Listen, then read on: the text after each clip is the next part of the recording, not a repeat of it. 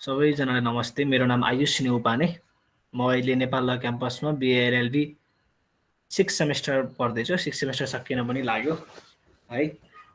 आज हामी तपाईहरु सबै LLB इन्ट्रान्स प्रिपरेसनको लागि आज यो क्लासमा जोडिनु भएको छ। तपाईहरुलाई फेरि पनि म वेलकम गर्न चाहे। आज हामी स्कुल अफ जुरिस्प्रुडेन्समा मध्येमा आज हामी पढ्छौं रियलिस्ट स्कुल अफ ल, अर्थात् यथार्थवादी विधिशास्त्रको यथार्थवादी सम्प्रदाय भनेर पढ्छौं। धेरै महत्त्वपूर्ण स्कुल हो, पढ्न इन्ट्रेस्टिङ पनि छ। जति पढियो त्यति पढ्न मन लाग्ने स्कुल मध्येमा एउटा यो स्कुल पनि हो। हामी 6 वटा स्कुल पढ्यौं, 6 वटा स्कुल पढ्छौं। तपाईहरुले 2-3 वटा स्कुल पढ्नुभयो होला। आज एउटा स्कुल छ रियलिस्ट स्कुल अफ ल। विधिशास्त्रका सम्प्रदायहरू मध्येको एउटा महत्त्वपूर्ण स्कुल हो, अर्थात् सम्प्रदाय हो रियलिस्ट स्कुल अफ ल। हामी यसलाई यथार्थवादी सम्प्रदाय पनि भन्छौं है। तर एउटा तपाईहरुले ल्याटिन म्याक्सिम देख्नुभयो होला, कोट होमिनस टोट सेन्टेनाई भन्ने भन्छ क्या। यो भनेको के हो भन्दाखेरि यसलाई हेर्नु होला। यो भनेको जति व्यक्ति उतिवाद भन्छ। यो खासै केही पनि होइन। तपाईलाई के मात्र भन्न खोजेको भन्दाखेरि जति व्यक्ति उतिवाद भन्छ। यो स्कुलहरु किन छुट्याइएको मात्रै हो भन्दाखेरि यो खासै केही पनि होइन। यो कोट होमिन्स टट सेन्टिनाई भनेको व्यक्ति अनुसारको वाद फरक फरक हुन्छ भन्न खोज्या हो। यो स्कुल अफ लमा एउटा महत्त्वपूर्ण एउटा ल्याटिन म्याक्सिम हो। यो 6 वटा स्कुलहरु किन डिफरेन्ट गरियो भन्दाखेरि तपाईलाई बुझ्न सजिलो होला। कानुन र विधिशास्त्र भनेको एउटा सामाजिक संरचनाहरु हुन्। विधिशास्त्र भनेको तपाईलाई थाहा छ, कानुनको अध्ययन भनेको नै एउटा विधिशास्त्र हो। जुरिस्प्रुडेन्स भनेको हामी स्टडी अफ ल भन्छौं अथवा नलेज अफ ल भन्छौं। हो यो विधिशास्त्र र कानुन भनेका सामाजिक संरचनाहरु हुन्। यी सामाजिक संरचनाहरुको वस्तुस्थिति फरक हुन सक्छ, तथ्य फरक हुन सक्छ, यसका ब्याकग्राउन्डहरु फरक हुन सक्छन्। त्यही भएर यी 6 वटा स्कुलहरु किन बनाउनु पर्यो भन्दाखेरि एउटा एउटा विचार मिल्ने जुरिस्टहरु अथवा हामीले तिनीलाई स्कलर भनौं अथवा तिनीहरूलाई हामीले कानुनको भाषामा जुरिस्ट भन्छौं। जुन जुन व्यक्तिहरुका विचारहरु मिले ती व्यक्तिहरु एउटा स्कुलमा भए, जुन जुन व्यक्तिका विचारहरु मिले ती व्यक्तिहरु अर्को स्कुलमा भए। जस्तै तपाईले नेचुरल ल थ्योरी पढ्नुभयो होला, नेचुरल स्कुल अफ जुरिस्प्रुडेन्स पढ्नुभयो होला। त्यहाँ तपाईले कान्टहरु पढ्नुभयो होला, अरिस्टटलहरु पढ्नुभयो होला, हुगो ग्रोसियसहरु पढ्नुभयो होला है। हुगो ग्रोसियस, कान्टहरु, स्ट्याम्लरहरु देखि लिएर यी सबै पढ्नुभयो। यी भनेका नेचुरल स्कुल अफ ल का विचारहरु बोक्ने जुरिस्टहरु थिए। त्यही भएर तिनीहरु एकातिर भए। तिनी सबैका विचारहरु एउटै थियो, तिनीहरुको वाद एउटै थियो। यता हिस्टोरिकल स्कुलमा आएर तपाईले पढ्नुभयो होला, स्याभिग्नी पढ्नुभयो होला हैन, इल्ड्रिजहरु पढ्नुभयो होला। ती व्यक्तिहरुका ती जुरिस्टहरुका विचारहरु एउटै थिए। यता एनालाइटिकलमा आएर तपाईले अस्टिन पढ्नुभयो होला, साल्मोन पढ्नुभयो होला, बेन्थम पढ्नुभयो होला।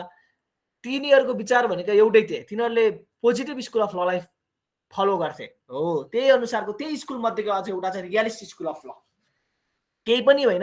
रियलिस्ट स्कुल अफ ल को एउटा मियो भनेको के मात्रै बुझ्नुस् भन्दाखेरि तपाईहरुले हिजो पढ्नुभयो कानुन भनेको त कसैले धर्मबाट बन्छ भन्यो, कसैले त कानुन भनेको त राजाको आदेश दियो त्यही नै कानुन हो भन्ने पढे। कुनै स्कुल विधिशास्त्रले त्यो भन्छन्। कुनैले भन्छन् कानुन भनेको त मान्छेको विचारबाट, मान्छेको भित्रबाट जे कुरा आउँछ त्यही नै कानुन हो भन्ने कुरा पढ्यौं हैन। एनालाइटिकल स्कुलले के भन्यो, कानुन भनेको त विधायिकाले जे भन्छ त्यही कानुन हो, संसदले जे कानुन बनाउँछ त्यो कानुन हो भन्ने कुरा पढ्यौं। हिस्टोरिकल स्कुल अफ लमा आइसकेपछि हामीले कानुन भनेको त हाम्रो समाजमा जे देखाहरू पर्छन्, समाजमा देखिने सबै कुराहरू कानुन, प्रथा नै कानुन हो भन्ने कुरा गर्यौं। हिजोका दिनमा हाम्रो जे चल्दै आएका थिए, आजका दिनमा जे कुराहरू छन् त्यही नै कानुन हो भन्ने पढ्यौं। अब यता सोशलिस्ट स्कुलमा आइसकेपछि हामीले कानुन भनेको त ठुला मान्छेले साना मान्छेलाई गर्ने एउटा दमन गर्ने एउटा अस्त्रको रूपमा हामी पढ्छौं कानुन भनेको। त्यही अनुसारको रियलिस्ट स्कुल अफ लले के भन्यो त भन्दाखेरि कानुन भनेको त न्यायाधीशले जे भन्छन् त्यही नै कानुन हो भन्यो। बुझ्नुभयो नि? कानुन भनेको त ल is the practice of the court भन्ने कुरा टिप्नु होला। यो स्लाइडका कुरालाई टिप्नु होला। ल is the practice of the court भनेर भन्यो। यो रियलिस्ट स्कुल अफ ल को मेन जिस्ट अथवा मियो भनेको के हो त भन्दाखेरि मुद्दा मामिलाका सन्दर्भमा अदालतले जे कुरा फैसला गर्छ त्यो न्याय, त्यो नै कानुन हो भनेर भन्छ क्या रियलिस्ट स्कुल अफ लले। यो कुराले विधायकीले बनाएको कानुन पनि कानुन होइन भन्छ, प्रथा पनि कानुन होइन भन्छ। समाजमा देखिने सोसियोलोजिकल स्कुल अफ लले भनेको कुराहरू जस्तै समाजमा देखिने सबै समाजका व्यक्तिका इच्छाहरूलाई फोकस गरेर बनाइने कानुनलाई पनि कानुन होइन भन्छ। यसले के मात्रै भन्छ त भन्दाखेरि न्यायाधीशले फैसलाका क्रममा आफ्नो फैसलामा लेखेका जे कुराहरू छन् त्यो नै कानुन हो भनेर भन्छ। त्यसैले यो विधिशास्त्र यो सम्प्रदाय भनेको 20औं शताब्दीमा आएको सम्प्रदाय हो। 20औं शताब्दीको सुरुमा फर्स्ट 19औं शताब्दीमा यो भेटियो। यो स्कुल अफ ललाई विभिन्न जुरिस्टहरूले पत्ता लगाए। 20औं शताब्दीमा यो के भयो त भन्दाखेरि लागुमा आयो। कतिपय विधिशास्त्रहरूले चाहिँ यो स्कुल अफ ललाई एउटा स्कुल अफ लको रूपमा मान्नै तयार थिएनन्, एउटा छुट्टै स्कुल अफ लको रूपमा मान्नै तयार थिएनन्। यसलाई चाहिँ एउटा सोसियोलोजिकल स्कुल अफ ल पढ्नु चाहिँ तपाईँले त्यो स्कुल अफ लको एउटा लेफ्ट विङ्स हाँगाको रूपमा यो चाहिँ प्रयोग गर्नुपर्छ भन्ने कुरा मान्यतामा आयो।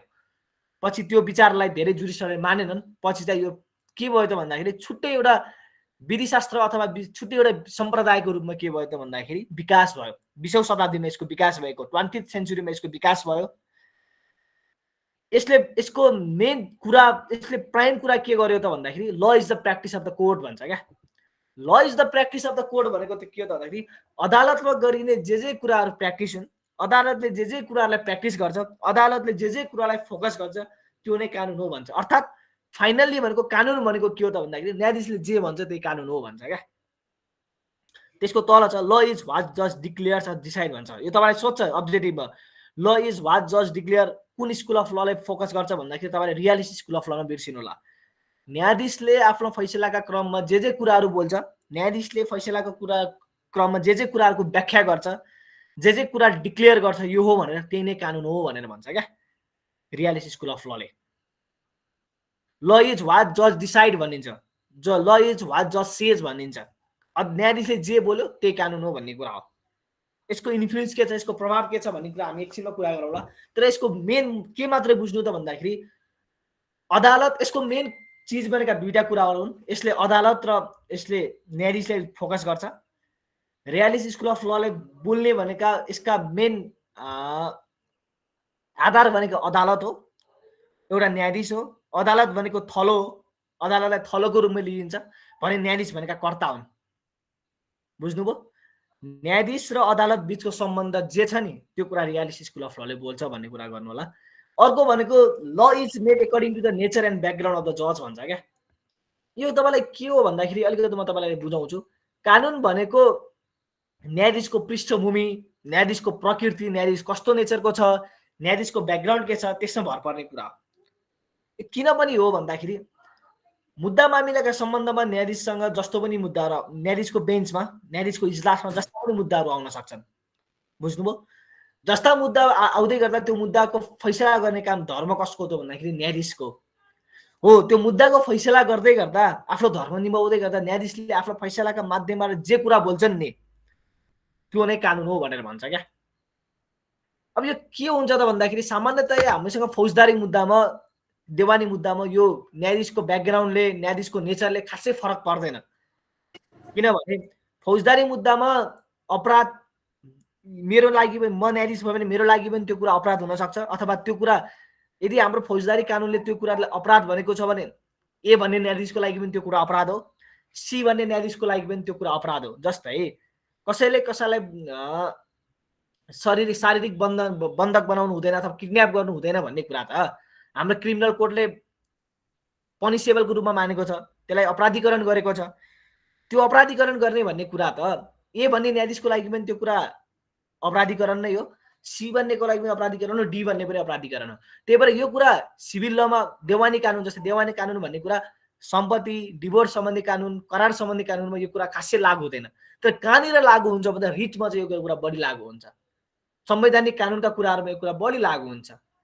किनभने संवैधानिक कानुन अथवा रिटहरूमा के हुन्छ, न्यायाधीशको पृष्ठभूमि अनुसार, न्यायाधीशको ब्याकग्राउन्ड अनुसार, फिलोसोफीको न्यायाधीशको वैचारिक आस्था केमा छ, न्यायाधीशको पृष्ठभूमि के हो, न्यायाधीश कुन ब्याकग्राउन्डबाट हुर्केको मान्छे हो, न्यायाधीशको नेचर कस्तो छ, ऊ लिबरल छ कि कन्जर्भेटिभ छ कि, त्यसमा अनुसार रिटहरूमा अनि अरू के रिटहरूमा अनि संवैधानिक कानुनका कुराहरूमा के गर्नु सक्छ, फरक पर्न सक्छ। जस्तै तपाईँलाई के भने त भन्दाखेरि एकदमै चर्चामा रहेको मुद्दा थियो रिगलको केस। यो हामी सबैलाई थाहा छ। भारती शेर्पाले जुन दायर गर्नुभएको थियो सर्वोच्च अदालत रिट, सर्वोच्च अदालतले राष्ट्रपतिले के दिनुभयो, माफी दिनुभयो, उनलाई सजायको माफी दिनुभयो। यो कुरा हामी सबैलाई थाहा छ नि।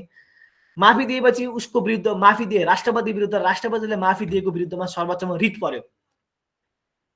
सर्वोच्चमा रिट परिसकेपछि सर्वोच्चले के व्याख्या गर्यो त भन्दाखेरि सर्वोच्चमा रिट परिसकेपछि सर्वोच्चले माफी राष्ट्रपतिले गरेको माफी मिना जुन त्यो बदर गरेर रिगललाई के गर्यो त भन्दाखेरि फेरि पनि अदालत तल्लो अदालतले जति नै वर्ष कैद गरेका थिए त्यति नै वर्ष बस्नुपर्छ भन्ने सर्वोच्च अदालतले के गर्थ्यो भन्दाखेरि आफ्नो व्याख्या मात्र बोल्यो। यो कुरा के हो त भन्दाखेरि न्यायाधीशको इन्टरप्रिटेसन न्यायाधीशको व्याख्या अनुसार फरक हुन सक्छ। किनकि कानुनमा संवैधानिक कानुन संविधानमा के कुरा स्पष्ट हुँदैन भन्दाखेरि हामीसँग संविधानमा के कुरा मात्र प्रश्न छ भन्दाखेरि न्यायाधीशले क्षमा याचना माफी मिना दिन सक्छ। कुनै पनि व्यक्ति फौजदारी अभियोग लागेको छ भने त्यसलाई यति पर्सेन्ट सर्टेन पर्सेन्टेज कोही उसले भुक्तानी गरिसकेको छ भने उसले सर्टेन पर्सेन्टेज कैद बसिसकेको छ भने उसको व्यवहार हेरेर उसको बानी बेहोरा हेरेर उसलाई केही कन्डिसनमा राखेर अब उपरान्त म यस्तो गर्दैन है भनेर उसलाई के गरिन्छ त भन्दाखेरि राष्ट्रपतिले माफी मिना दिन सक्छन् मन्त्री परिषदको सिफारिसमा। हाम्रो धारा 276 अथवा 78 मा पनि यो कुराको व्यवस्था छ, संवैधानिक व्यवस्था हो यो। तर के कुरा संविधानले स्पष्ट रूपमा बोल्दैन भन्दाखेरि कुन अवस्थामा माफी मिना दिने त, कस्ता अभियुक्तलाई माफी मिना दिने त, एकदमै जघन्य अपराध गर्नेलाई माफी मिना दिने कि नदिने भन्ने कुरामा हाम्रो संविधानले सबै कुराहरू संविधानले लेखेको हुँदैन। ती भनेका व्याख्याका गुन्जाइसका कुराहरू हुन्, व्याख्यामा भर पर्ने कुराहरू हुन्। हो अदालतले के बोल्दियो भन्दाखेरि माफी मिना जुन राष्ट्रपतिले दिन् त्यो कुरा असंवैधानिक छ, त्यो कुरा गैर कानुनी छ भनेर राष्ट्रपतिले गरेको निर्णय के गर्दै उल्टाइदियो। मैले किन भनिरहेको छु त भन्दाखेरि जो न्यायाधीशले यो निर्णय गर्नुभयो अर्को न्यायाधीशले यो निर्णय नगर्न पनि सक्नुहुन्थ्यो। किनकि हामी जस्तो फौजदारी कानुन जस्तो हामीसँग स्ट्रिक्ट रुल हुँदैन क्या, यही नै लागू गर्नुपर्छ भने संवैधानिक कानुनमा त्यो कुराको लागू हुँदैन। न्यायाधीशको विचारमा के पर्छ, न्यायाधीशको डिस्क्रिसनमा के पर्छ, न्यायाधीश कुन पृष्ठभूमिबाट हुर्केको, न्यायाधीश कस्तो नेचरको, लिबरल छ कि कन्जर्भेटिभ छ कि भन्ने कुराले धेरै फरक पार्छ। अर्को बेन्चमा भएको भए अर्को न्यायाधीशको इजलासमा भएको भए सायद त्यो फैसला नआउन पनि सक्थ्यो, राष्ट्रपतिले गरेको कार्य ठिक छ भनेर फैसला आउनु पनि सक्थ्यो। त्यही भएर कानुन के हो त भन्दाखेरि यो रियालिस स्कुल अफ लले के भन्छ त भन्दाखेरि कानुन भन्ने कुरा त न्यायाधीशको पृष्ठभूमि न्यायाधीशको प्रकृति कस्तो छ भन्ने कुरामा फरक पर्छ भन्ने कुरा कसले गर्यो, रियालिस स्कुल अफ लले गर्यो।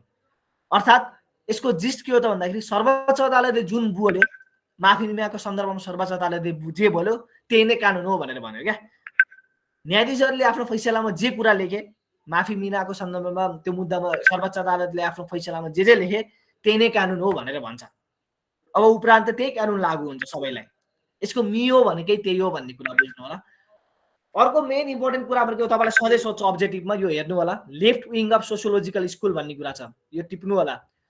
कुन स्कुल अफ ललाई सोसियोलोजिकल स्कुल अफ जुरिस्प्रुडेन्सको लेफ्ट विङको रूपमा मानिन्छ भनेर भनिन्छ, बुझ्नुभयो। सोसियोलोजिकल स्कुलको अर्को नाम फङ्सनल स्कुल पनि हो। तपाईँलाई अब्जेक्टिभ सोध्छ which school is known as the left wing of functional school of jurisprudence पनि भन्न सक्छ, सोसियल स्कुल अफ जुरिस्प्रुडेन्स पनि भन्न सक्छ। त्यति बेला तपाईँले आँखा चिम्म गरेर के लेख्नु भन्दाखेरि रियालिस स्कुल हो भनेर लेख्नु पर्यो। अब यो रियालिस स्कुललाई सोसियोलोजिकल स्कुलको हाँगा भनेर किन भनिएको त भन्दाखेरि मैले अघि नै भने यो 19औं शताब्दीतिर जब यो स्कुलको इमर्ज भयो नि, रियालिस स्कुलको इमर्ज भयो, रियालिस स्कुलको इमर्ज भइसकेपछि कतिपय जुरिसहरूले यसलाई एउटा छुट्टै सम्प्रदायको रूपमा मान्न तयार थिएनन्। त्यो कुराले छुट्टै एउटा सम्प्रदाय छुट्टै स्कुलको रूपमा मान्न तयार थिएनन्। यसलाई सोसियोलोजिकल स्कुलकै रूपमा हेर्नुपर्छ भन्ने थियो। अब किन सोसियोलोजिकल स्कुल अफ जुरिस्प्रुडेन्सको रूपमा हेर्नुपर्छ भन्ने कुरा चाहिँ सोसियोलोजिकल स्कुलले फोकस गर्ने कुरा भनेको कानुन र समाजको सम्बन्ध के छ भन्ने कुरालाई हेर्छ हो। कानुन र समाज बीचको अन्तर सम्बन्ध के छ भन्ने कुराको जिस्ट भनेको सोसियोलोजिकल स्कुल अफ जुरिस्प्रुडेन्स हो, अर्थात् फङ्सनल स्कुल अफ जुरिस्प्रुडेन्सको कुरा हो। अनि रियालिस स्कुलले पनि के कुरालाई हेर्छ त भन्दाखेरि रियालिस स्कुलको मेन जिस्ट पनि के हो त भन्दाखेरि न्यायाधीशले फैसला गर्दै गर्दा अथवा कुनै मुद्दामा आदेश गर्दै गर्दा त्यो कानुन त्यो समाजको आवश्यकता के छ, त्यो समाजको अपरियता हो कि होइन, त्यो समाजलाई अहिले त्यो निडको रूपमा आवश्यक छ कि छैन भन्ने कुरालाई हेरेर मात्रै फैसला गर्नुपर्छ। सोसाइटीको इन्ट्रेस्टमा छ कि छैन भन्ने कुरालाई हेर्नुपर्छ भन्छ, पब्लिक इन्ट्रेस्टमा छ कि छैन भन्ने कुरालाई हेर्नुपर्छ भनेर भन्छ रियालिस स्कुलले। कुनै न्यायाधीशले फैसला गर्दै गर्दा अदालत उदय न्यायाधीशले फैसला अथवा आदेश लेख्दै गर्दा कानुनको समाज पब्लिक इन्ट्रेस्ट सार्वजनिक सरकारको विषयमा छ कि छैन, सबैको हितको विषयमा छ कि छैन भन्ने कुरालाई मध्यनजर गरेर मात्र फैसला अथवा आदेश गर्नुपर्छ भन्ने यो हाम्रो यथार्थवादी सम्प्रदायको के हो त भन्दाखेरि जिस्ट हो भन्ने कुरालाई नबिर्सिनु होला हो। अर्को इम्पोर्टेन्ट कुरा के छ त भन्दाखेरि ल depends upon the psychology of the जजेस एन्ड लयर्स भन्ने कुरा हो। मैले अघि नै भनिसकेँ न्यायाधीशको साइकोलोजी के छ, कानुन व्यवसायको साइकोलोजीहरू के छ, न्यायाधीश कस्तो पृष्ठभूमिबाट। यसो तपाईँ एउटा मैले राम्रो इक्जाम्पल दिन्छु। जस्तै अमेरिकामा के भयो त भन्दाखेरि एबोर्सन भन्ने ल थियो, रोए भर्सेस वेडको मुद्दा। यो इम्पोर्टेन्ट टिप्नु होला, रोए भर्सेस वेड के मुद्दासँग सम्बन्धित हो भनेर आयो भने एबोर्सन भन्ने हुन्छ। त्यहाँ रोए भर्सेस वेड भन्ने मुद्दा थियो। अमेरिकामा अझै पनि संवैधानिक कानुनमा चाहिँ के लागू छ त भन्दाखेरि यदि त्यहाँ रिपब्लिकन गभर्मेन्टले एपोइन्ट गरेको न्यायाधीश हो भने त्यो न्यायाधीश जहिले पनि त्यहाँ के हुन्छ त भन्दाखेरि रिजिड हुन्छ अथवा कन्जर्भेटिभ हुन्छ। यदि डेमोक्रेटिक प्रेसिडेन्टले एपोइन्ट गरेको न्यायाधीश हो भने त्यो जहिले पनि फ्लेक्सिबल हुन्छ। यो कहाँनिर यो कुरा किन आयो त भन्दाखेरि अघि मैले भनेकै जस्तै यी सबै कुरा न्यायाधीशको उसमा फरक हुने कुरा। जस्तै रोय भर्सेस वेडको मुद्दामा के हो त भन्दाखेरि 1979 तिरको जस्तो मुद्दा लाग्छ मलाई, 1960 पछिको मुद्दा नै हो। त्यति बेला एबोर्सन भन्ने कुरा महिला हाम्रो संविधान अमेरिकी संविधानको फन्डामेन्टल राइट्समा छैन, अमेरिकन संविधानमा स्पष्ट रूपमा छैन। त्यो कुरालाई महिलाको एबोर्सन सम्बन्धी अधिकारलाई महिलाले एबोर्सन सम्बन्धी अधिकार दिनु हुँदैन भने त्यति बेलाका रिपब्लिकन न्यायाधीशहरूले फैसला गरे। रिपब्लिकन न्यायाधीश भन्ने बित्तिकै हामीले के भन्यो त भन्दा कन्जर्भेटिभहरू सोच भएका न्यायाधीशहरू हुन्छ। त्यति बेला स्क्रिन आइराखेन र छ नि। त्यति बेलाका न्यायाधीशहरूले त्यति बेलाका रिपब्लिकन गभर्मेन्टका न्यायाधीशहरू कन्जर्भेटिभ सोचले उनीहरूले के भनेर फैसला गरे त भन्दाखेरि महिलालाई स्वास्थ्य एबोर्सन सम्बन्धी अधिकार, गर्भपतन सम्बन्धी अधिकार दिनु हुँदैन, फन्डामेन्टल राइट्समा छैन, त्यही भएर त्यो अधिकार दिनु हुँदैन भन्ने कुरा आयो। त्यसपछि 2022 मा आएर त्यो मुद्दा उल्टियो। भर्खरै रिसेन्टली 22 हो कि 23 मा आएर त्यो मुद्दा उल्टियो। अहिलेका डेमोक्रेटिक प्रेसिडेन्टका न्यायाधीशहरूले के फैसला गरे त भन्दाखेरि महिलाको स्वास्थ्य सम्बन्धी अधिकार भनेको आफैमा मौलिक अधिकारको कुरा हो। संविधानमा उल्लेख भए पनि नभए पनि महिलाले गर्भपतन गर्ने अधिकार दिनुपर्छ भन्ने कुरा अहिलेको न्यायाधीशहरूले पहिला त्यति बेलाको सर्वोच्च अदालतको फैसला उल्टाइदिए। त्यही भएर मैले के भने त भन्दा संवैधानिक कानुनमा न्यायाधीशको पृष्ठभूमि अनुसार न्यायाधीश कस्तो केबाट हुर्कियो, न्यायाधीशलाई कस्तो स्कुलिङबाट हुर्कियो भन्ने कुराले फरक पर्छ भन्ने कुरा यसले गर्यो है। अर्को भनेको रियलिस्ट स्कुल भन्ने कुरा जहिले पनि रियलिजममा बेस्ड हुन्छ। रियलिजम भनेको यथार्थमा विश्वास गर्छ क्या यसले। मेन कुरा भनेको कानुन बनाइसकेपछि त्यो कानुनले समाजमा कस्तो अपरेट गर्छ भन्ने कुरालाई फोकस गर्छ, पछिको सम्म सोच गर्छ। कानुन बनाइसकेपछि त्यो कानुनले समाजमा केही न केही फङ्सनिङ गरेको हुनुपर्छ, कार्य गर्नुपर्छ, त्यो समाजले भन्छ क्या। प्र्याग्मेटिक एस्पेक्ट हुन्छ। प्र्याग्मेटिक एस्पेक्ट भन्ने शब्द देख्ने बित्तिकै कुन स्कुल हो भनेर सोध्यो भने तपाईँहरूले रियलिस्ट स्कुल भन्ने देख्नु होला। व्यवहारिक कानुन भन्ने कुरा जहिले पनि व्यवहारिक हुनुपर्छ भन्छ क्या, बुझ्नु पनि। कानुन भन्ने कुरा जहिले पनि कानुन यदि अदालतले केही कानुन बनाइसक्यो अथवा विधायिकाले अथवा कसैले केही कानुन बनाइसक्यो भने त्यो कानुन समाजमा फङ्सनिङ छ कि छैन भन्नेको आधारमा हेर्नुपर्छ भन्छ। अघि नै भनेको पब्लिक इन्ट्रेस्टको कुरा हो, प्र्याग्मेटिक एस्पेक्ट हुनुपर्छ भनेर भन्छ। अर्को इम्पोर्टेन्ट कुरा भनेको ल भन्ने कुरा एडमिनिस्ट्रेसन अफ जस्टिसमा फोकस हुनुपर्छ, स्ट्याट्युटमा होइन। अघि नै मैले भने रियलिस्ट स्कुल अफ लले के कुरालाई मान्दैन भन्दाखेरि विधायिकी कानुनलाई मान्दैन भन्ने कुरालाई नबिर्सिनु होला। कुनै पनि कानुनले, कुनै पनि स्कुलले लेजिस्लेसनलाई सोर्सेस अफ लको रूपमा मान्दैन भने त्यो कुन स्कुल हो त भन्दाखेरि रियलिस्ट स्कुल हो भन्ने कुरा याद गर्नु होला। एनालाइटिकल स्कुल अफ लले के भन्यो? विधायिकी कानुन, विधायिकाले जे कानुन बनाउँछ त्यही नै कानुन हो भन्यो। तर अहिले आएर रियलिस्ट स्कुलले के भन्यो भन्दाखेरि विधायिकीले कानुनले बनाएको कानुन त कानुनै होइन नि। कानुन भनेको त अदालतले जे कुरा बोल्छ त्यही नै कानुन हो, अदालतले व्याख्या मार्फत जे कुरा बोल्छ त्यही नै कानुन हो भन्ने कुरा आयो। न्याय प्रशासनको क्रममा या एडमिनिस्ट्रेसन अफ जस्टिस भन्ने टर्म्स युज भएको छ, हेर्नु होला। न्याय प्रशासनको क्रममा अदालतले जे कुरा बोल्यो त्यो कानुन हो। स्ट्याट्युट्स अथवा स्ट्याट्युट भनेको ऐन हो। ऐन नियम सङ्ग्रहहरूमा निर्देशिकाहरूमा भएको कुरा कानुन होइन भनेर भन्छ। यो कुरा चाहिँ बुझ्नु होला है। अब अर्को भन्छ, अब मेन भनेको अब्जेक्टिभमा तपाईँलाई यो 100% सोध्ने क्वेसन हो। यो कुरा अन्डरलाइन मैले गरेको। यो स्कुल अफ लले केलाई कानुनको स्रोत मान्यो त भन्दाखेरि नजिरलाई, प्रेसिडेन्टलाई कानुनको सोर्सको रूपमा मान्यो रियलिस्ट स्कुल अफ लले, बुझ्नुभयो। जस्तै अगाडि हामीले के भन्यौँ, हिस्टोरिकल स्कुलले प्रथालाई कानुनको स्रोतको रूपमा मानेको थियो। एनालाइटिकल स्कुलले लेजिस्लेसन विधायकी कानुन ऐन नियमहरूलाई कानुनको स्रोतको रूपमा मानेको थियो भने रियालिस स्कुलले के भन्यो भन्दाखेरि नजिरलाई कानुनको स्रोतको रूपमा माने। हाम्रो संविधानको धारा 128 को 24 यो कुरा हेर्नु होला। संविधानको धारा 128 को 24 ले हाम्रो नजिरको सिद्धान्तलाई अवलम्बन गरेको छ है। अब यो के हो त यो भनेको भन्दाखेरि precedent as a sources of law भनेको के हो त भन्दाखेरि अदालतले फैसला गर्दा जे कुरा बोल्छ त्यही नै कानुन हो त भन्यो। अब यसको मतलब के हो त भन्दाखेरि प्रेसिडेन्ट अथवा नजिर भन्ने कुरा जहिले पनि माथिल्लो सुपरियर इजलास ठुलो इजलासले सानो इजलासलाई गर्ने कुरा हो। जस्तै सुप्रिम कोर्टले हाम्रोमा प्रेसिडेन्ट कसले बनाउँछ? सुप्रिम कोर्टले धारा 128 को 4 नेपालको संविधानको हो। सुप्रिम कोर्टले जे अदालतको फैसलाको मार्फतबाट बोल्छ त्यो उच्च अदालतले पनि लागू हुन्छ, जिल्ला अदालतले पनि लागू हुन्छ। जस्तै अदालतले के भनेर फैसला गर्यो भने मानौ एउटा कुनै पनि जबरजस्ती मुद्दामा जबरजस्तीकरणको मुद्दामा अथवा बलात्कार फरक अर्थ नपाला बुझ्दाखेरि तपाईलाई सजिलो हुन्छ। कुनै पनि बलात्कारको मुद्दामा अदालतले के बोल्यो भनेर व्याख्या गर्यो भन्दाखेरि मानौ प्रतिवादीको बयानकै आधारमा जायरवालाले दिएको पीडितले दिएको जायरकै आधारमा अथवा पीडितले गरेको बयानकै आधारमा अथवा डीएनए टेस्टकै आधारमा प्रतिवादीलाई दोषी भन्न नमिल्ने अन्य परिस्थितिजन्य प्रमाण पनि मिल्नुपर्ने भनेर सर्वोच्च अदालतले बोल्यो भने भन्नको मतलब जो व्यक्ति आफू जबरजस्ती आफू करणी भयो भनेर भनेकी छिन् महिला, उनले दिएको जायरी नै सबथोक होइन हो, उनले दिएको बयान नै सबथोक होइन। मानव डीएनए मिल्यो रे, डीएनए पनि सबथोक होइन, अरू परिस्थितिजन्य प्रमाण मिल्नुपर्छ भनेर बोल्यो रे, सर्कमस्टेन्शियल एभिडेन्स पनि हुनुपर्छ भनेर भन्यो रे। अब त्यो कुरा सर्वोच्च अदालतले व्याख्या गरिसक्यो भने सर्वोच्च अदालतका लोयर बेन्चलाई पनि त्यो कुरा लागू हुन्छ, उच्च अदालतले पनि त्यो कुरा उच्च अदालतले आफ्नो फैसला मार्फत त्यो कुरालाई मान्नुपर्छ, जिल्ला अदालतले पनि फैसला गर्दै गर्दा त्यो कुरालाई मान्नुपर्छ। नजिर भनेको यही हो। नजिरको सिद्धान्त भनेको जहिले पनि के हो त भन्दाखेरि माथिल्लो तहको अदालतले जे आदेश गर्यो तल्लो तहको अदालतले त्यो कुरालाई मान्नु भनेकै नजिर हो। अब माथिल्लो तहको अदालतले सर्वोच्च अदालतले गरेको नजिर सर्वोच्च अदालतले पनि लागू हुन सक्छ। यस्तो अवस्थामा कस्तो हुन्छ त भन्दाखेरि कुन न्यायाधीशले गरेको कुन इजलासले गरेको नजिर कस्तोलाई बाइन्डिङ हुन्छ अथवा कस्तोले मान्नुपर्छ भन्दै गर्दा सुपरियर इजलास भन्छौँ हामीले, माथिल्लो तहको इजलास भनेको जस्तै 3 जना न्यायाधीशले बसेर गरेको इजलासले हामीले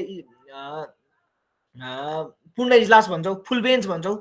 फुल बेन्च भनेको 3 जना न्यायाधीश भएको इजलासलाई फुल बेन्च भनिन्छ, टिप्नु होला सोध्न सक्छ। सिंगल बेन्च भनेको 1 जना न्यायाधीश भएको इजलासलाई सिंगल बेन्च भनिन्छ। 1 जना न्यायाधीश भएको इजलास सिंगल बेन्च, 2 जना न्यायाधीश भएको इजलासलाई डिभिजन बेन्च भन्छौँ हामीले, संयुक्त इजलास।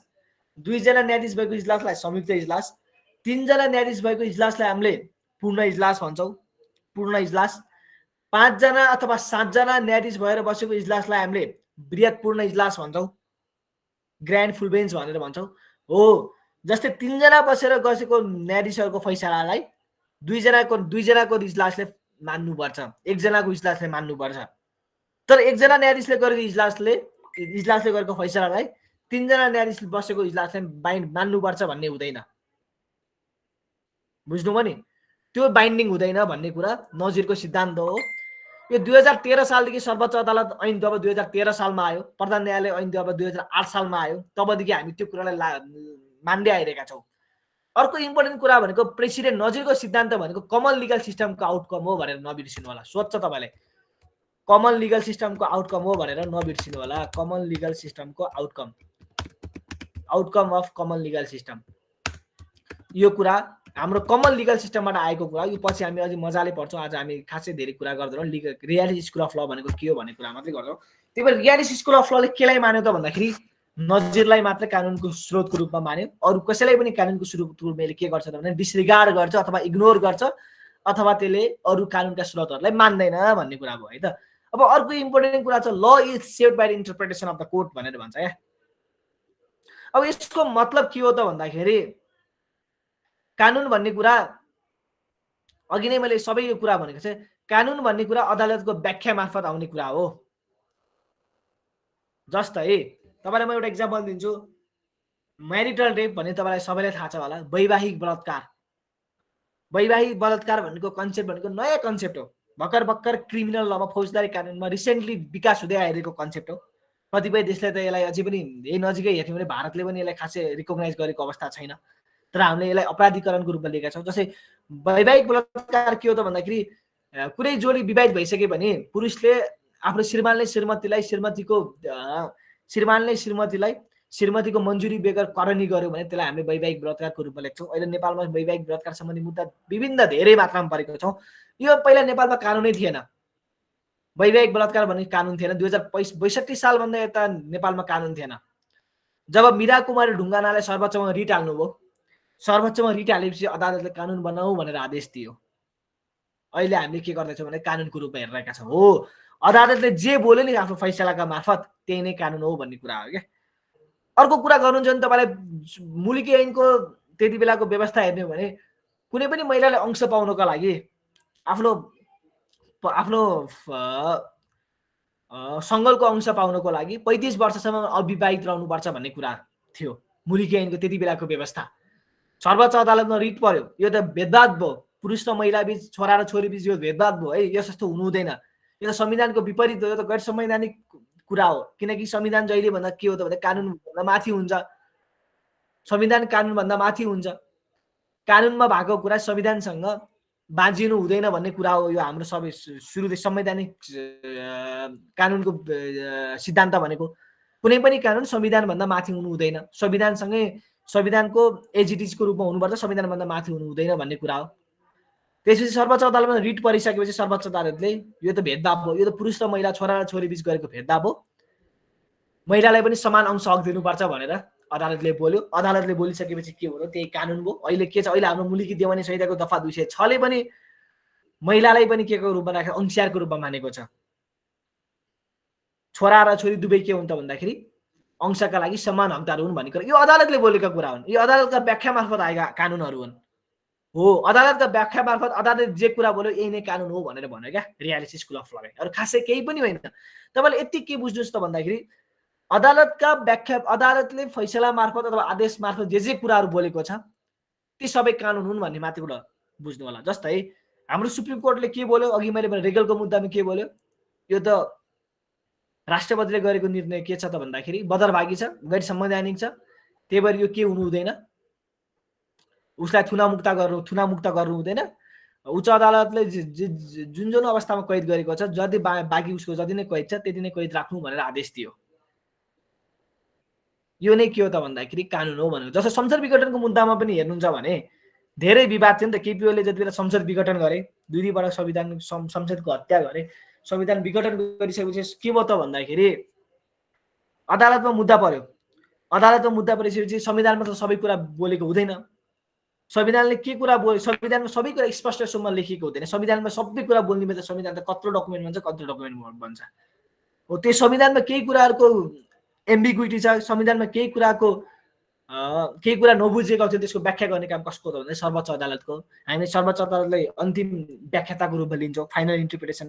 कुनै पनि कानुन अथवा संविधानको अन्तिम व्याख्या भनेको सर्वोच्च अदालत हो।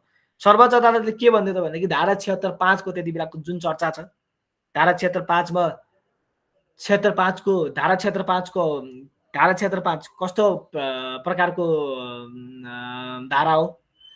76(5) बमोजिममा अरू संसदले फ्लोर क्रस गर्दै गर्दाखेरि पार्टीको हुइप लाग्ने कि नलाग्ने, राजनीतिक दलको हुइप लाग्ने कि नलाग्ने भन्ने कुरामा स्पष्टसम्म बोल्यो।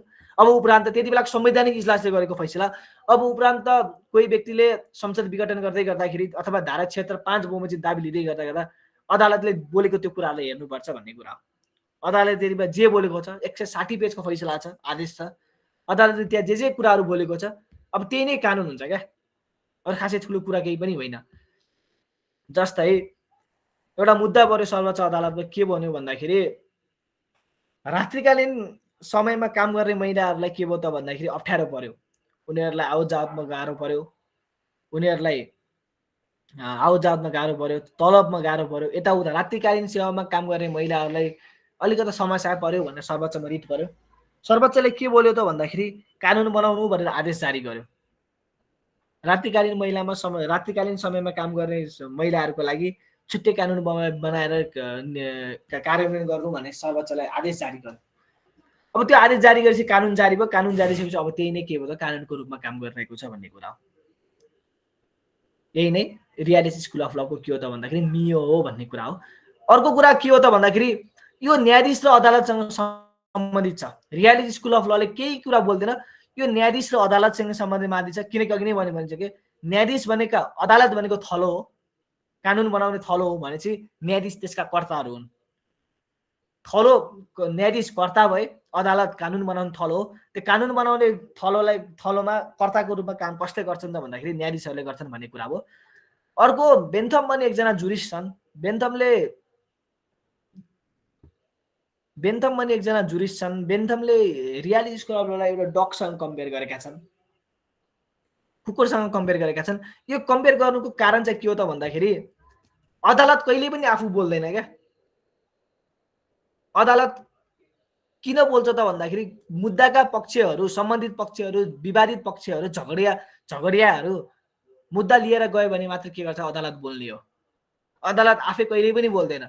एक दुईवटा कुरामा बोल्न सक्छ अदालतले आफैले कहिले, जस्तो अब धेरै नजाउँ गहिरोमा, suo motu power, inherent power पनि हुन्छन्, त्यो भनेको अपवादका केसहरू। तर अदालत कहिले पनि आफै बोल्दैन।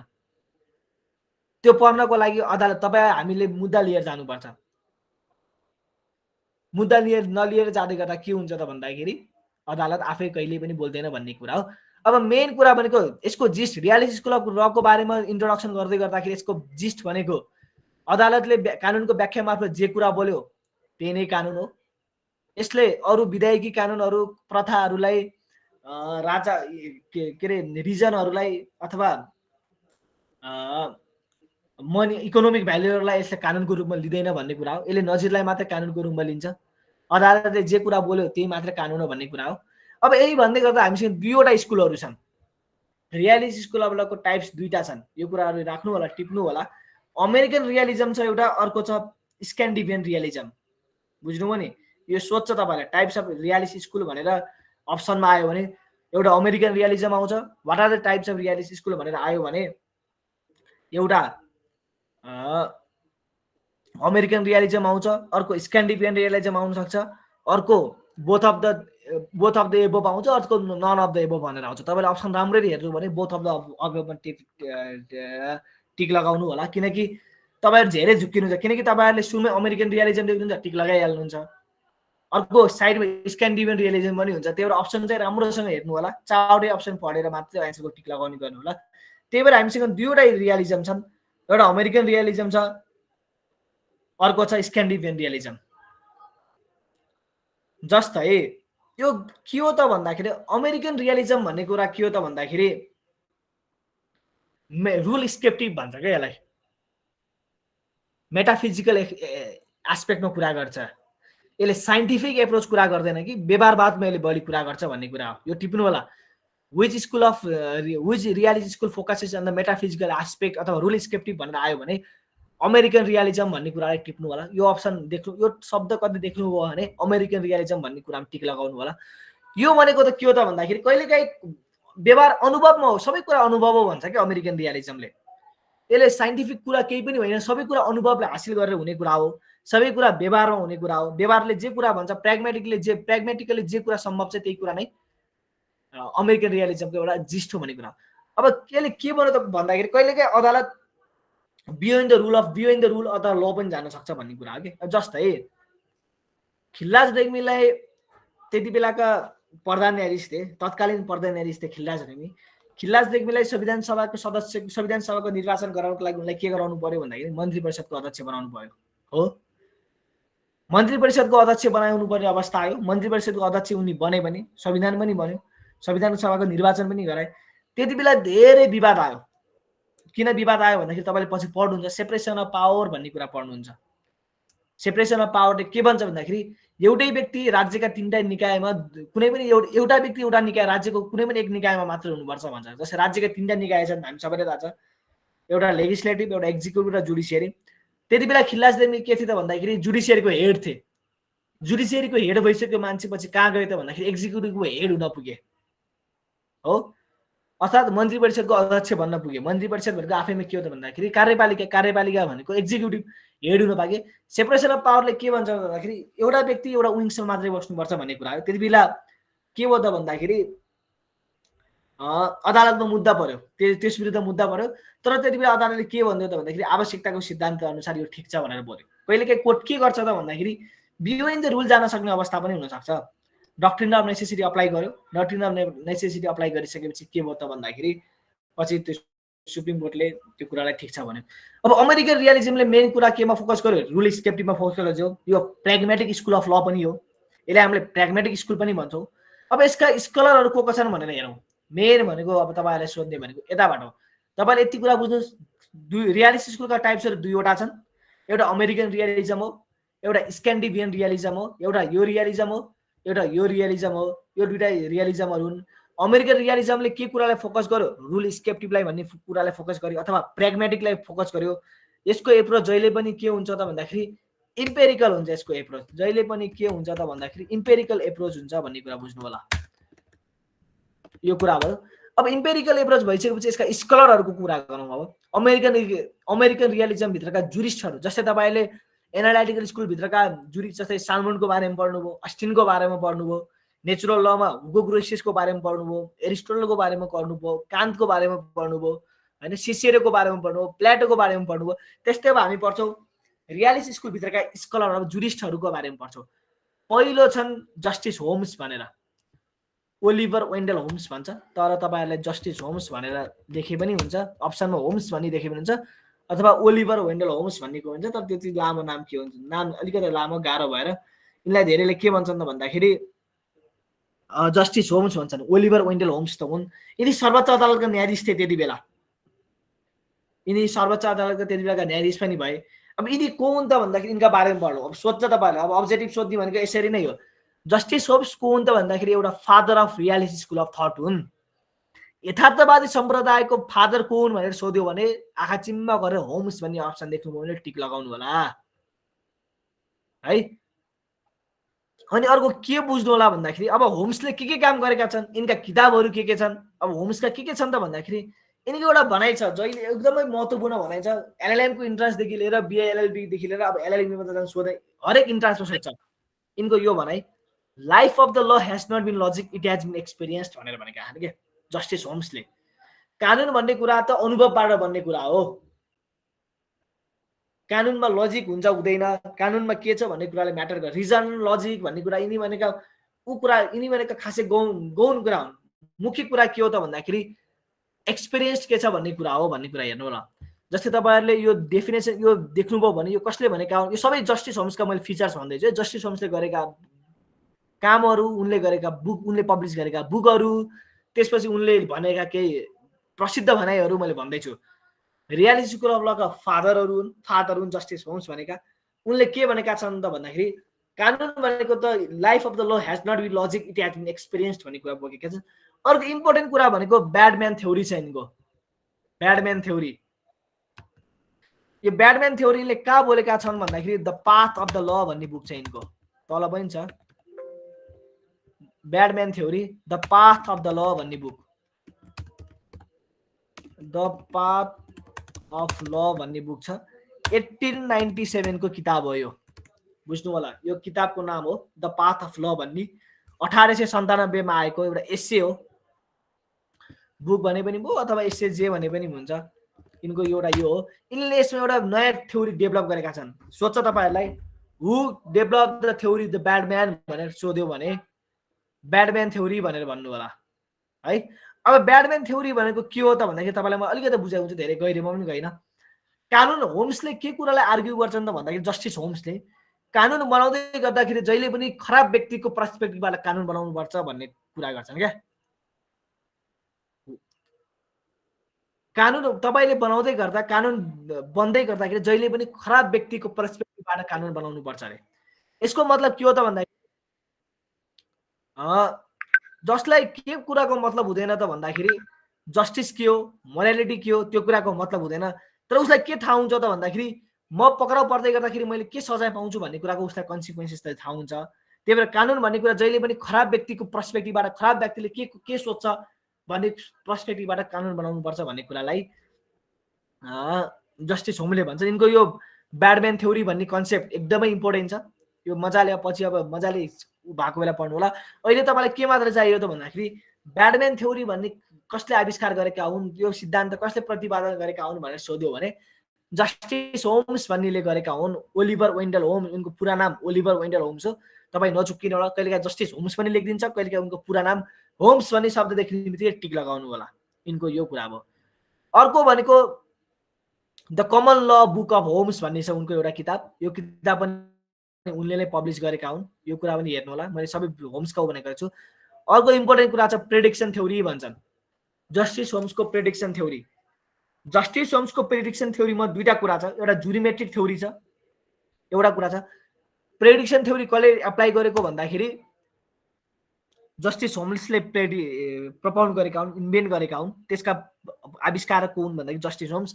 प्रेडिक्सन थ्योरी भित्र एउटा जुरिमेट्रिक थ्योरी भन्छ। यो जुरिमेट्रिक थ्योरीका आविष्कार चाहिँ लियो भेन्जिनियर भन्ने हुन् है, लियो भेन्जिनियर भन्ने हुन्। तर यो जुरिमेट्रिक थ्योरी भनेको के हो त भन्दाखेरि अघि नै मैले भने जुरिमेट्रिक थ्योरी भनेको न्यायाधीशको पृष्ठभूमि के छ, न्यायाधीश कस्तो पृष्ठभूमिबाट हुर्केको हो। जस्तो के हो त भन्दाखेरि हुम्लामा हुर्केको नीलाधीश र हुम्लामा पढेको न्यायाधीश अथवा जुम्लामा पढेको न्यायाधीश अथवा कुनै विकट ठाउँबाट हुर्केर पढेको न्यायाधीश र बुढानीलकण्ठमा स्कुलमा पढेको न्यायाधीशको विचार त फरक हुन्छ नि त पक्कै पनि।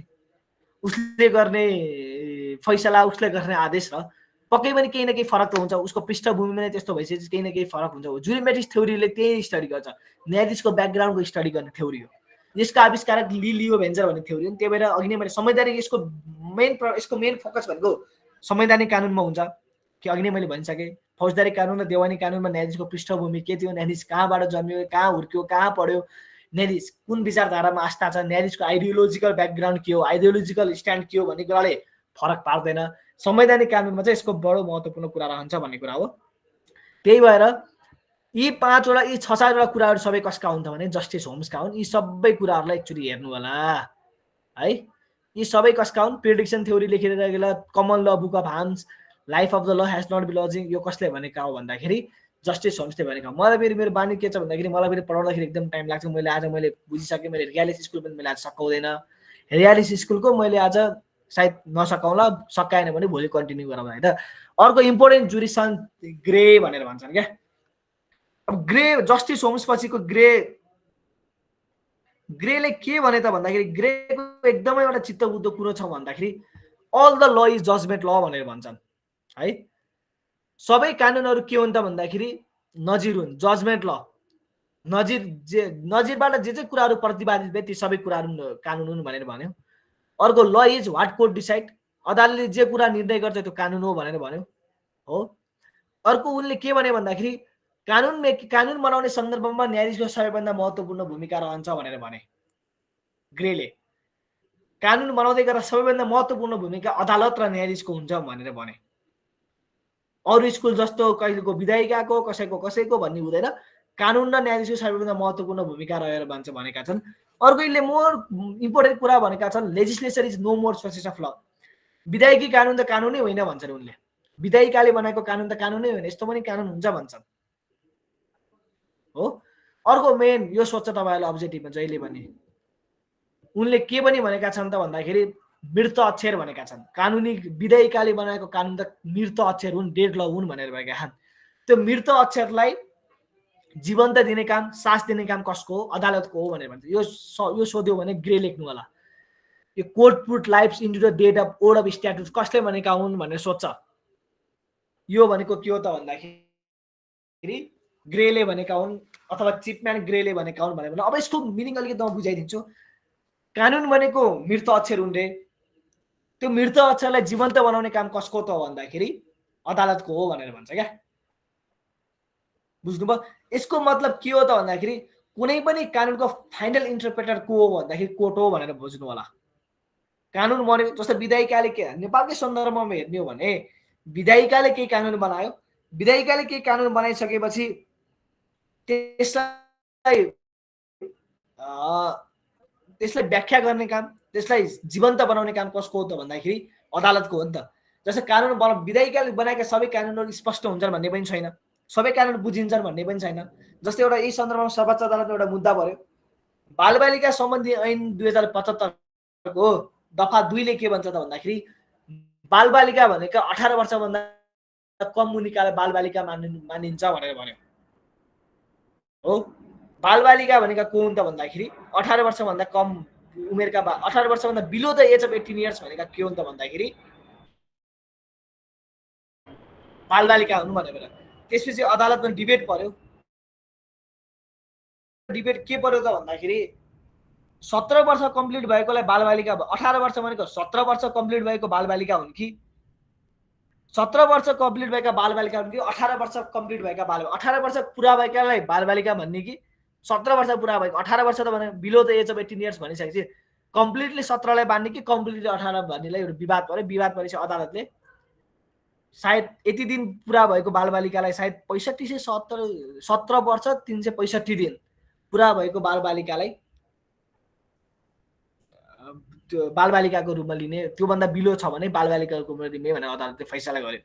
त्यही भएर कानुन जहिले पनि के हुन्छ त भन्दाखेरि बुझिन्छ भन्ने कुरा नै। कानुनमा धेरै अस्पष्टताहरू हुन सक्छन्, कानुनमा धेरै एम्बिग्युइटीहरू हुन सक्छन्। हामी के चाहिँ एज्युम गर्न सक्छौँ भन्दाखेरि कानुन सम्भवतः सबैले बुझ्ने गरी बनाउनुपर्छ भन्ने हाम्रो कानुनको एउटा सिद्धान्त हो। कानुन सबैले बुझ्ने गरी बनाउनुपर्छ, किनकि कानुनको अक्षरमा त इग्नोरेन्स अफ ल इज नो एक्सक्युज भनेर पढ्छ हामीले। कानुनलाई इग्नोर गर्ने हामी कसैलाई पनि छुट छैन भन्छौँ। तर त्यो भन्दै गर्दा कहिलेकाहीँ के हुन सक्छ भन्दाखेरि विभिन्न कानुनहरूमा एम्बिग्युइटी हुन सक्छ। कानुनमा के गर्नु सक्छ, कानुनमा विभिन्न वाद विवाद हुन सक्छ। कानुनमा विभिन्न के हुन सक्छ त भन्दाखेरि केही न केही तल न माथि कानुन भन्छ। त्यो काम त्यो कुरालाई जीवन्त बनाउने, त्यो कुरालाई सास दिने काम कसको हो भन्दाखेरि अदालतको हो भनेर भन्छ ग्रेले। त्यही भएर उनले केलाई भने त भन्दाखेरि अदालतको व्याख्या मात्रै कानुनको सोर्स हो भनेर भने यिनले। जस्तै अघि मैले भनेको जस्तै बालबालिका सम्बन्धी ऐनको मुद्दामा अदालतले जे कुरा व्याख्या गर्यो नि त्यही नै कानुनको स्रोत हो भनेर उनले बोले।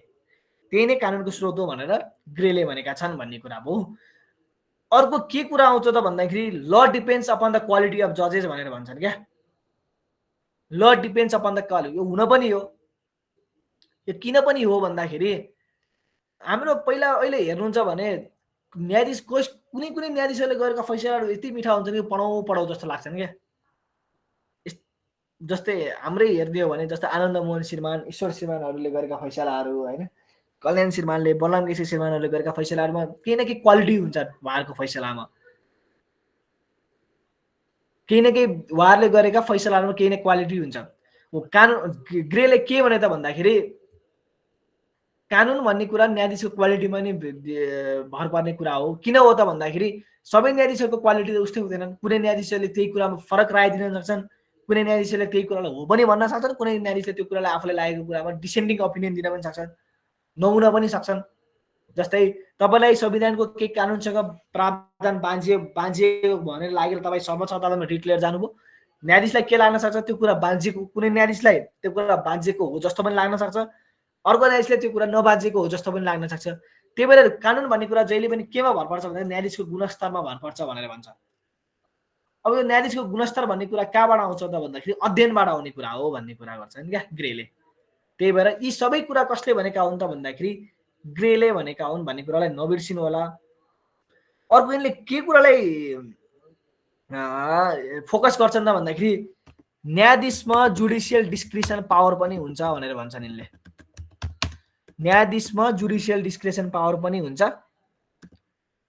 यो हुँदै गर्दा न्यायाधीशले के पनि गर्न सक्छ भन्दाखेरि नयाँ कानुन बनाउन पनि सक्छ, मेक द न्यू ल भनेर पनि भन्न सक्छ। इभन मेक द न्यू ल व्हेन रिजल्भिङ द केस भन्छन् क्या। कानुनको कहिलेकाहीँ विवाद समाधान गर्दै गर्दा न्यायाधीशमा त्यो डिस्क्रिसन पावर पनि हुन्छ, स्वविवेकी अधिकार पनि हुन्छ। त्यो विवाद समाधान गर्दै गर्दा कहिलेकाहीँ नयाँ कानुन बन्न पनि सक्छ भन्ने कुरा हो। यसको लागि मैले अहिले थुप्रै रिटहरूको इक्जाम्पल दिएँ, थुप्रै मुद्दाहरूको इक्जाम्पल दिएँ। यसको कुरा यो कसले गरे त भन्दाखेरि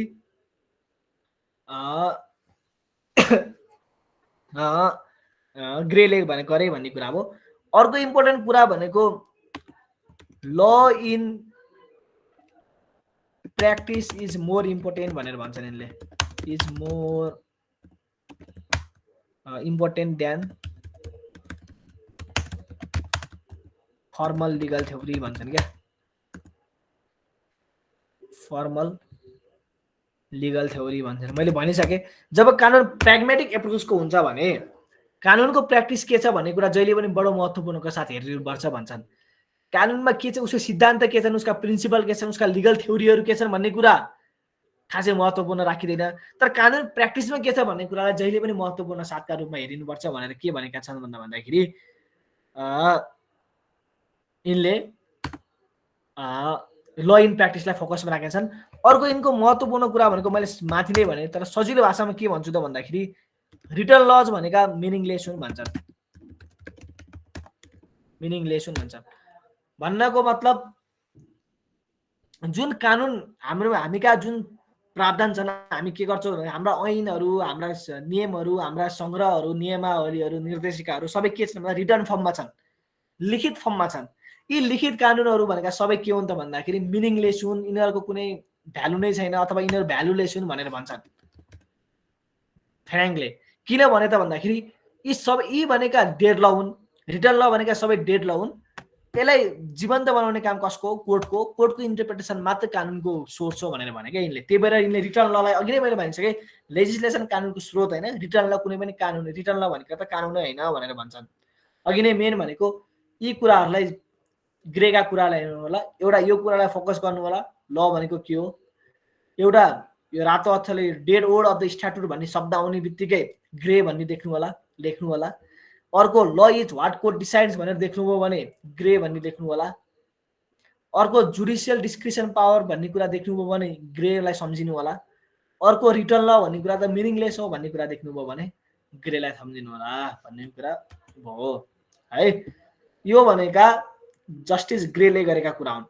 अब हामीसँग छ फ्र्याङ्क भन्ने चाहिँ अर्को एकजना स्कलर है। यो फ्र्याङ्क भन्ने स्कलरले के भन्छन् त भन्दाखेरि दुईटा रियालिस्ट छन् भन्छन् क्या, दुई ग्रुप, एउटा रुल स्केप्टिक छ, एउटा फ्याक्ट स्केप्टिक छ भन्ने कुरा गर्नु होला। जेरम फ्र्याङ्कले रियालिस्टलाई दुईटा ग्रुपमा बाँधेका छन्, यो इम्पोर्टेन्ट छ हेर्नु होला है। रियालिस्टलाई दुई ग्रुपमा बाँधेका छन्, एउटा फ्याक्ट स्केप्टिक, एउटा के हो त भन्दाखेरि एउटा रुल स्केप्टिक। यो भनेको के हो त भन्दाखेरि रुल स्केप्टिक भनेको, फ्याक्ट स्केप्टिक भनेको के हो त भन्दाखेरि फ्याक्ट अफ द केस भनेर भन्छ क्या। वाट रियल, के कुरा ह्यापेन भयो भन्ने कुरा जहिले पनि जजेसको इन्टरप्रिटेसनमा बेस्ट हुने कुरा हो भनेर भन्छन् फ्याक्ट स्केप्टिकले। अर्को रुल स्केप्टिकले के भन्छ भन्दा रुल स्केप्टिक्स भनेको कार्ल लिन्विनको भनाइ जस्तै हो। कार्ल लिन्विन भन्ने को हुन् भन्ने कुरा हामीले स्क्यान्डिनेभियन रियलिजममा हेर्छौँ। यो भनेको कुरा त लिगल थ्योरीको, रिगल रुल्सहरूको अनप्रेडिक्टेबिलिटीको कुरा गर्छ यसले भन्ने कुरा हो। रुल स्केप्टिकले अनप्रेडिक्टेबलको कुरा गर्यो, फ्याक्ट स्केप्टिकले के कुरो हो त भन्दाखेरि जजेसको इन्टरप्रिटेसनको कुरा गर्यो, अनसर्टेनको कुरा गर्यो, अथवा जे कुरा ह्यापेन भयो त्यसको सब्जेक्ट भनेको के हो त भन्दाखेरि इन्टरप्रिटेसनको कुरा हो भन्ने कुरा। यसको एक्सप्लेन खासै इम्पोर्टेन्ट छैन। मेन कुरा भनेको दुईटा रियलिस्टहरू छन्, यिनले डिभाइड गरेका छन् दुईटा रियलिस्टमा, फ्याक्ट स्केप्टिक र रुल स्केप्टिक भन्ने कुरा गर्नु होला। अर्को मेन भनेको certainty of the law is myth. यो सधैँ अब्जेक्टिभमा सोध्ने क्वेसन हो। कानुनको निश्चितता भन्ने कुरा जहिले पनि मिथ्या हो भनेर भन्छन्, हुन पनि हो। कानुनको निश्चितता भन्ने कुरा जहिले पनि के हो त भन्दाखेरि मिथ्या हो भनेर भन्छन्। अब यो भनेको के हो त भन्दाखेरि कानुनको निश्चितता भन्ने कुरा चिज नै हुँदैन भनेर भन्छन् क्या। हाम्रोमा पनि हेर्ने हो भने तपाईँले एउटा ग्रेभिटीको क्राइम गर्नुभयो भने तपाईँलाई एउटा सजाय छ। जस्तै तपाईँले होमिसाइड अथवा कर्तव्यजाम कसैको गर्नुभयो भने सबैमा एउटै प्रकारको सजाय छ त छैन। तपाईँले आवेशमा आएर कसैलाई हत्या गर्नुभयो भने तपाईँलाई त्यही प्रकारको सजाय छ हो। तपाईँले इन्टेन्सनली जानी कसैलाई हत्या गर्नुहुन्छ भने तपाईँले त्यही प्रकारको सजाय छ। तपाईँले लापरवाहीपूर्वक कसैको हत्या गर्नुहुन्छ भने तपाईँलाई त्यस्तै प्रकारको सजाय छ। कानुनमा सजायको ग्रेभिटी के छ त भन्दाखेरि डिटर्मिनेट छैन, इन्डिटर्मिनेट सेन्टेन्सिङ पोलिसी भएको देशमा उनले के भनेका छन् भन्दाखेरि कानुनको सत्यता भन्ने कुरा जहिले पनि मिथ हो। कानुनको सत्यता भन्ने नै हुँदैन। कानुन के हो त भन्दाखेरि परिस्थिति अनुसार, मुद्दाको ग्रेभिटी अनुसार, पक्षले गरेको मुद्दाको तथ्य अनुसार, परिस्थिति अनुसार फरक हुन सक्छ भनेर भन्छ क्या। त्यही अनुसार पनि के हो त भन्दाखेरि सजाय फरक हुने हो भनेर भन्छन् यिनले। अर्को भनेको के हो त भन्दाखेरि यिनको law and the modern mind भन्ने किताब छ। यो कुरा कसले लेखेका हुन् भनेर सोध्छ तपाईलाई, याद गर्नु होला। जेरम फ्र्याङ्कले लेखेका हुन् भन्ने कुरालाई नबिर्सिनु होला है। Certainty of the law is myth कसले भनेको? Law and the modern mind कसले भनेको?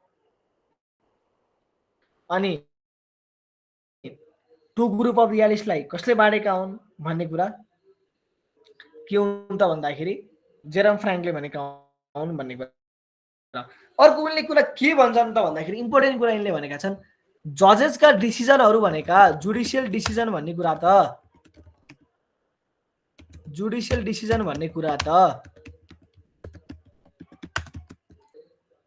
पर्सनल भ्यालुबाट, जुडिसियल डिसिजन भन्ने कुरा पर्सनल भ्यालु,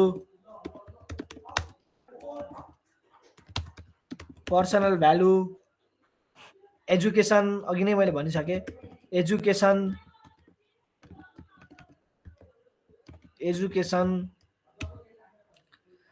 उनले केसम्म पनि भन्छ मतलब मुडमा पनि फरक हुन सक्छ भन्छन्। अब त्यो नहोला, प्र्याक्टिकली त्यो सम्भव नहोला, तर पनि उनको भनाइ छ क्या।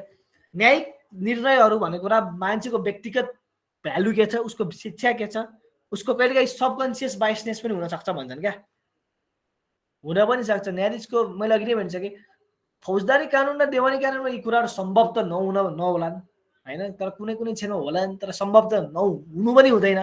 तर संवैधानिक कानुनका कुराहरूमा, संवैधानिक सिद्धान्तका कुराहरूमा यो कुराहरू भनेका न्यायाधीशको पर्सनल भ्यालुजहरूमा भर पर्ने कुराहरू हुन् भनेर यो कुरा मैले अघि नै भनिसकेँ। अर्को मेन कुरा भनेको कानुन, न्यायाधीशहरूले कानुन बनाउने होइन कि यिनीहरूले कानुनलाई डिस्कभर गर्छन् भन्छन् क्या यिनले। अब यो डिस्कभर कसरी गर्छन् त भन्दाखेरि अदालती फैसलाको मार्फतबाट डिस्कभर गर्छन्, न्यायिक व्याख्याको मार्फतबाट के गर्छन् भन्दाखेरि फैसला गर्छन्। न्यायाधीशले आफै कानुन बनाउने होइन, तर मुद्दाका पक्षहरूले अदालतले मुद्दा लिइसकेपछि त्यो कुरालाई रिजल्भ गर्दै गर्दा उनीहरूले के गर्ने हुन्छ त कानुनलाई डिस्कभर गर्ने हो। जस्तो अघि नै मैले भने हुम्लामा खाद्यान्न पुग्या छैन, खाद्यान्न पुर्याउनु भन्ने कुरा कानुन बनाएको कुरा होइन, त्यो डिस्कभर गरेको कुरा हो।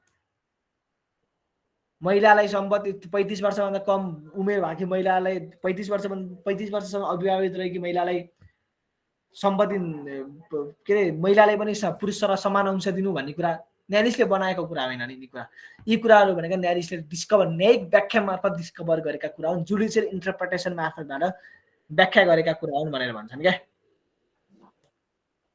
अर्को मेन कुरा भनेको सर्टेनिटी अफ ल इज मिथ भइहाल्यो, law and the modern mind भइहाल्यो। तपाईँलाई जेरम फ्र्याङ्कले के कुराहरू गरे भनेर सोध्ने भनेको यही हो। यति अप्सनबाट यति कुराहरूको अब्जेक्टिभमा देख्नु हो भने तपाईँले के गर्नु होला त भन्दाखेरि जेरम फ्र्याङ्क भनेर टिक लगाउनु होला है।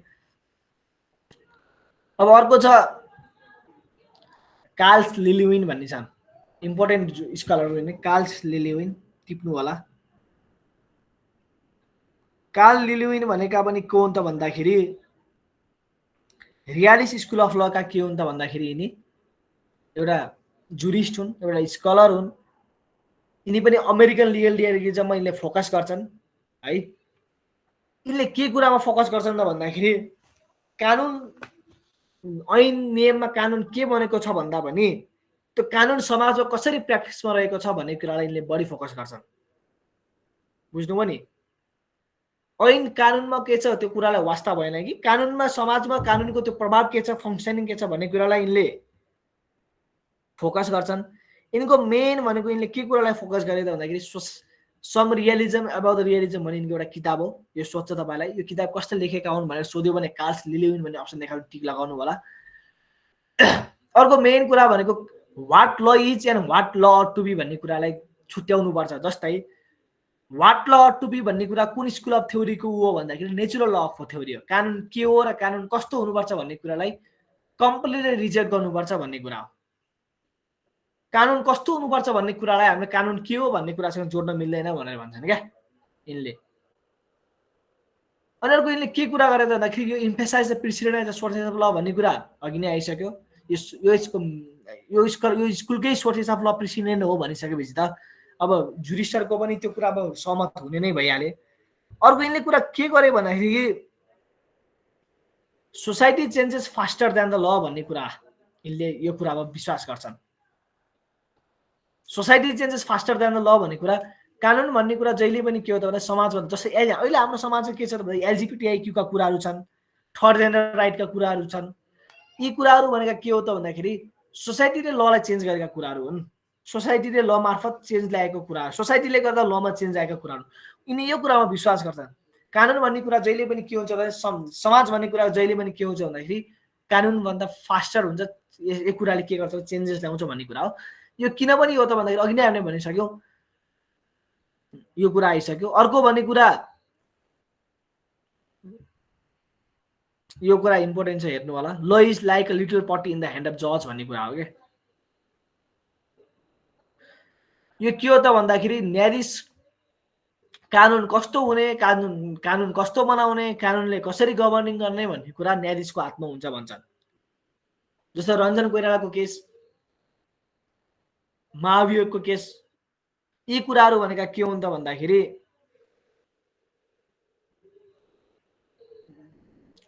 यी कुराहरू भनेका न्यायाधीशले कानुन कस्तो बनाउने, कानुन के गर्ने भन्ने कुरामा जहिले पनि के हुन्छ भन्दाखेरि न्यायाधीशको ठुलो महत्त्वपूर्ण भूमिका रोल हुन्छ भन्ने कुरा हो।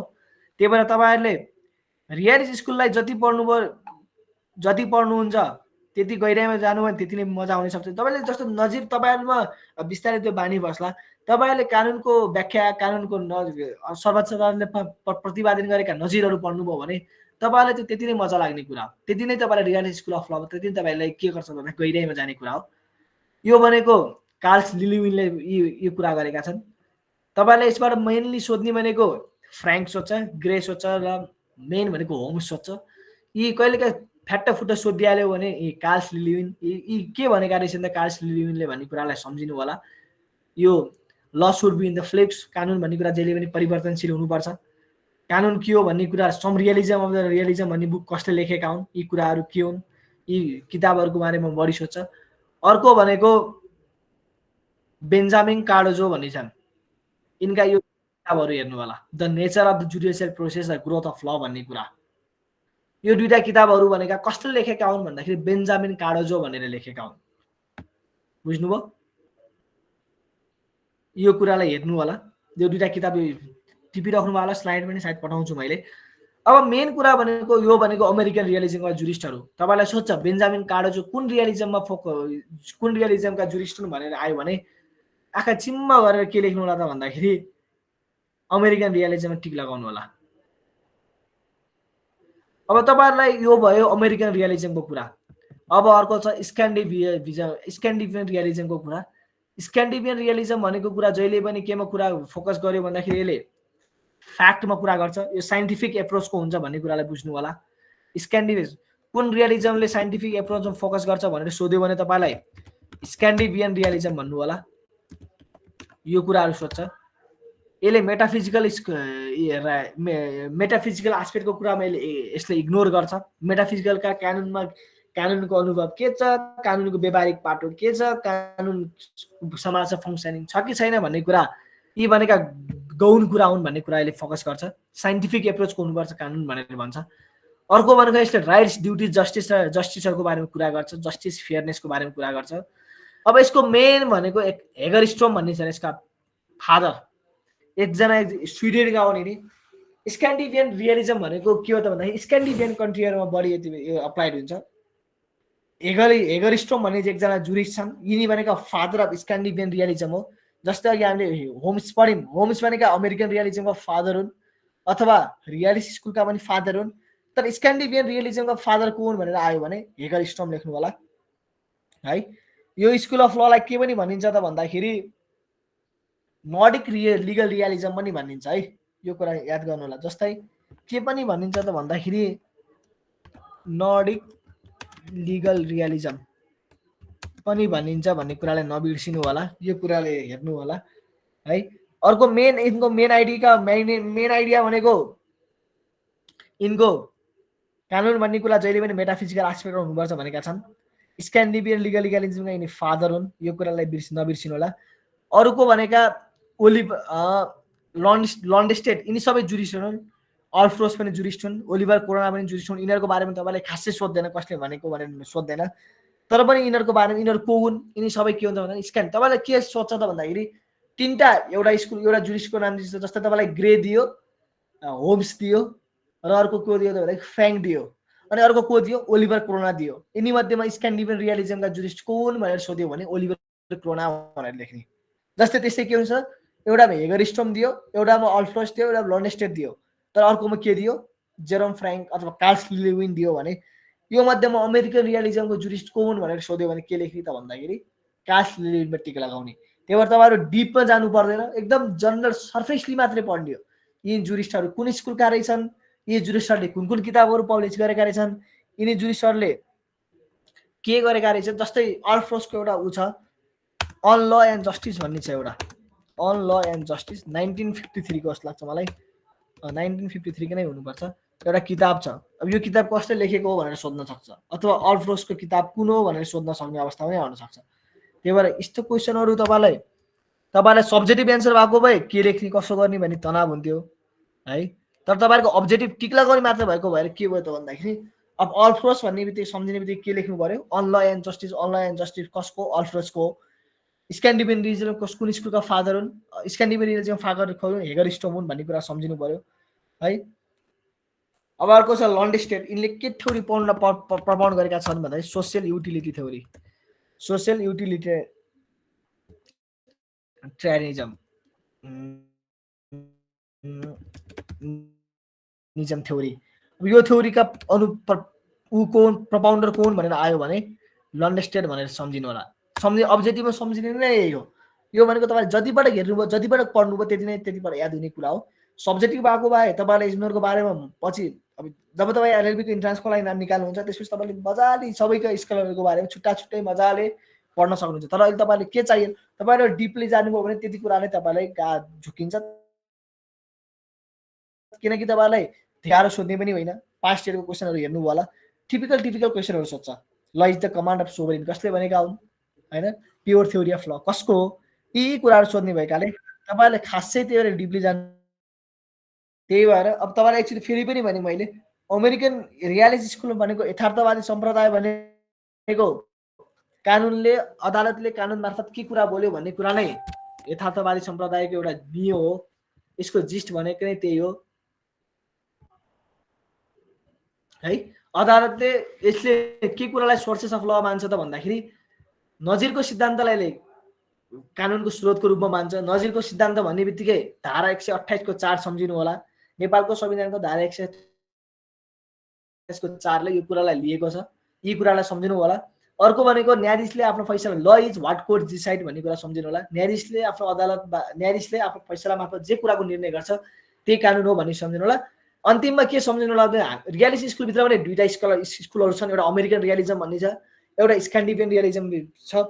अमेरिकन रियालिजम भित्रका जुरिस्टहरू होम्सहरू ग्रेहरू हुन् भने स्क्यान्डिनेभियन रियालिजमका स्कुलहरू को हुन् त भन्दाखेरि जुरिस्टहरू को हुन् त भन्दाखेरि अल्फ्रोसहरू, ओलिभर क्रोनाहरू, हेगरस्ट्रमहरू यो स्कुल अफ जुरिस्टका के हुन् त भन्दाखेरि यो स्कुलका के हुन् त भन्दाखेरि स्कलरहरू भन्ने कुराहरू सम्झिनु होला। त्यही भएर रियल स्कुल अफ ल भनेको अर्को इम्पोर्टेन्ट कुरा के सम्झिने त भन्दाखेरि यसमा अब्जेक्टिभ सोध्ने भनेको यसलाई सोसियोलोजिकल स्कुलको लेफ्ट विङ पनि भनिन्छ, यो कुरा सम्झिनु होला। यसलाई यो पनि भनिन्छ भन्ने कुरा सम्झिनु होला है। यस्तै सोध्छ। ल is the practice of the court भन्ने कुरा कुन स्कुलको आउटकम हो भन्ने सोध्यो भने अब कोर्ट देख्ने बित्तिकै तपाईँलाई सोध्यो भने के सम्झिनु भन्दाखेरि रियालिटी स्कुल भनेर सम्झिनु। अदालत न्यायाधीश भन्ने कुरा केसँग सम्बन्धित छन् भन्दा यथार्थवादी सम्प्रदायसँग सम्बन्धित छन् भन्ने कुरा सम्झिनु होला। यी कुराहरू सम्झिनु होला। दुईटा रियालिजम दुईटा स्कुल अफ छन् भन्ने कुरा सम्झिनु होला। अनि अर्को मेन कुरा यहाँनिर झुक्किनुहुन्छ तपाईँ, एउटा रियालिजमले रुल स्केप्टिकको कुरा गर्छ, अर्को रियालिजमले फ्याक्ट स्केप्टिकको कुरा गर्छ है। जस्तै स्क्यान्डिनेभियनले फ्याक्ट स्केप्टिकको कुरा गर्यो, अमेरिकनले के कुरा गर्यो रुल स्केप्टिकको कुरा गर्यो। यो कुराहरू हेर्नु होला, टिप्नु होला, कतिले टिप्नु भएको छ। एउटाले इम्पेरिकल एप्रोचको कुरा गर्यो, अर्कोले साइन्टिफिक एप्रोचको कुरा गर्यो। यी कुरालाई सम्झिनु होला। अब त्यति नै यो रियालिटी स्कुल अफ लको बारेमा खास धेरै जान्नु पनि पर्दैन, अब धेरै भयो भने झुक्किने हुन्छ। जस्तै होम्सको ब्याडम्यान थ्योरीहरू सम्झिनु होला। Father of reality school of law भनेको होम्स भने सम्झिनु होला। जस्तो यो सेन्टेन्स होम्सको यो सेन्टेन्सहरू याद गर्नु होला। यी कुराहरू चाहिँ सम्झिनु होला। अब तपाईँहरूलाई अलिकति केही कुराहरू सोध्नु छ भने 10 पनि बज्न आँटेछ, त्यही भएर अरूलाई अब तपाईँलाई केही कुरा क्वेसन छ भने यसो सोध्नु होला है त।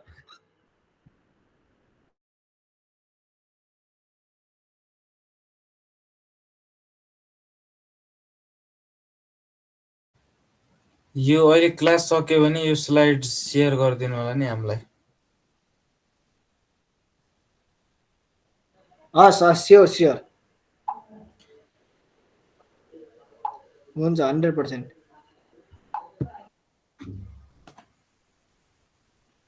बुझ्नुभयो होला नि है के रहेछ रियालिटी स्कुल अफ ल भनेको। अलिअलि त बुझियो होला। पढिरहे भर्खरै हो, अब ठिकै भइरहेछ। त्यही त अलिअलि बुझिन्छ, बिस्तारै बुझ्ने कुरा हो, एकैपल्ट थाहा हुँदैन। त्यही त अब कस्तो अलि गाह्रै आउँछ कि यो इक्जामहरुमा कस्तो हुन्छ? कि मैले जे कुरा केही मैले अघि नै भने नि तपाईँहरूलाई अब्जेक्टिभमा त अब्जेक्टिभ सोध्ने तपाईँलाई अब्जेक्टिभमा सोध्ने भनेको वाट आर द दुईटा अमेरिकन रियालिस्टका के अरे रियालिटी स्कुलका दुईटा टाइप्सहरू के हुन् भनेर सोध्छ। जस्तो सर्टेन्टी अफ ल इज अ मिथ कसले भनेका हुन् भनेर सोध्छ। मैले सब लेखिदिएका छु, यहाँ लेखिदिएको छु कुन जिनिसले के अभिव्यक्ति दिएका छन् है। यो कुराहरू मैले जस्तै सर्टेन्टी अफ ल इज अ मिथ कसले भनेका हुन्, कानुन भनेको त मृत अक्षर हुन् भनेर कसले भनेको हो, त्यही नै सोध्ने हो होइन। जस्तै अमेरिकन रियलिजमको फादर को हुन्, स्क्यान्डिनेभियन रियलिजमको फादर को हुन्, त्यो ल एन्ड द बुक्स भनेर कसले लेखेका हुन्, यही कुराहरू सोध्दैन। तपाईँलाई खासै डिपमा गएर त्यो बिएलएलबी इन्ट्रान्स जस्तो भेगमा सोध्दैन। यो कुरा चाहिँ ढुक्क भएर बस्नु होला। यो पुरानो प्र्याक्टिस हेर्दा कति कटलाइन कस्तो भइरहेछ? अब पुरानो प्र्याक्टिस खासै केही पनि छैन। 1 वर्ष भयो अब्जेक्टिभ सोध्न थालेको है 100 मार्क्सको। तपाईँले के कुरा नबिर्सिनु भन्दाखेरि तपाईँहरूले संविधान राम्ररी पढ्नु, एकपटक संविधानको भित्र आर्टिकलहरू पढ्नुभयो। जस्तो 276 मा के छ है, अनि 276 मा के छ, 103 मा के छ, 76 मा के छ, संविधानका सबै मौलिक अधिकारहरू के हुन्, यी कुराहरू सबै राम्ररी पढ्नु पर्यो। अपराध संहितामा जस्तो तपाईँलाई क्रिमिनल कोड, अब जस्तो मलाई क्रिमिनल कोड पढाउनु दियो भने म त्यति बेला नै भनौँला। जस्तो मेन कुरा क्रिमिनल कोडमा तपाईँले पढ्दाखेरि रेप भनेको के हो पढ्ने होइन क्या, रेपमा हदम्याद कति छ भन्ने कुरा पढ्ने हो अब्जेक्टिभको लागि। यति वर्षदेखि यति वर्षसम्मको बालबालिकालाई जबरजस्ती गरेपछि कानुनले कति वर्ष सजाय तोकेको छ बोल्ने हो। जस्तो अपराध, जस्तै चोरी सम्बन्धी कसुर दफा कतिमा छ भनेर सोध्छ। डकैती हुनको लागि कतिजना हुनुपर्छ, मिनिमम कतिजना हुनुपर्छ भन्ने कुराहरू सोध्ने हो।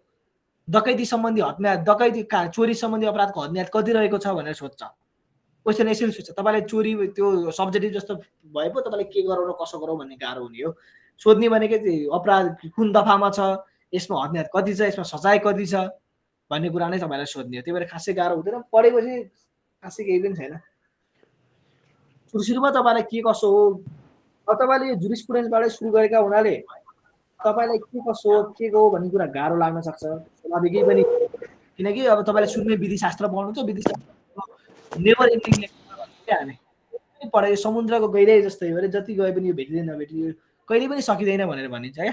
त्यही भएर जति पढे पनि तपाईँहरूले सक्नुहुन्न। त्यही भएर मजाले सर्फेसली पढ्नु होला, सिम्पल कुरा पढ्नु होला, भेगमा नजानु होला। ल सिताङ बाबु भन्नु केही भन्नु। आयुषजीलाई धन्यवाद।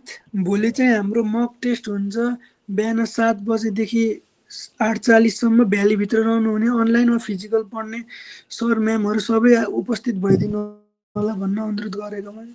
यो बाबुले मक टेस्ट भन्यो, मक टेस्ट चाहिँ सबैले एटेन्ड गर्नु होला। किनकि तपाईँलाई फर्मेट हुन्छ त्यहाँ के क्वेसन सोध्दो रहेछ। तपाईँले जति मक टेस्ट दिनुहुन्छ तपाईँ त्यति नै पारखी भन्ने हो त्यो कुराको, तपाईँ नै त्यति नै पारङ्गत हुने हो। किनकि मक टेस्ट दिनु भने तपाईँलाई आइडिया त हुन्छ नि, किनकि हामीले क्वेसन बनाउँदै गर्दा हामीलाई त लास्ट इयरको क्वेसन हेरेका छौँ, के कसो सोध्ने के गर्ने भन्ने कुरा त्यही अनुसार क्वेसन सोधिन्छ। जानिए पनि नजाने पनि तपाईँले मक टेस्ट दिनुभयो भने तपाईँलाई करेक्ट एन्सर आउँछ। करेक्ट एन्सर हेरेपछि 100वटा मक टेस्ट 100वटा क्वेसन गर्नुभयो भने तपाईँले 6वटै जस्तै 6 हप्ता 8वटा हप्तामा 800वटा क्वेसन त गर्नुहुन्छ नि। 800वटा क्वेसन मध्येमा 40वटा क्वेसन फस्दैन, मजाले फस्छ। 40-50वटा क्वेसन त मजाले फस्छ। बाँकी 20-30वटा क्वेसन तपाईँ आफै 10-20वटा क्वेसन आफैले जान्नुहुन्छ। त्यही भएर मक टेस्ट चाहिँ नछोड्नु होला है। मक टेस्ट भनेको एकदमै एउटा टाइम जस्तै हो। त्यही भएर मक टेस्ट चाहिँ नछोड्नु होला। जाने पनि नजाने पनि सिक्ने हो सबै कुरा। त्यही भएर मक टेस्ट चाहिँ नछोड्नु होला। हेलो हजुर कति 7 बजे हो मक टेस्ट चाहिँ? भोलि 7 बजे हो सर। यो रेकर्डेड भिडियो पनि पठाइदिनु होला नि। हाम्रो फेसबुकमा लाइभ भएको चाहिँ त्यही गएर हेर्न सक्नुहुन्छ।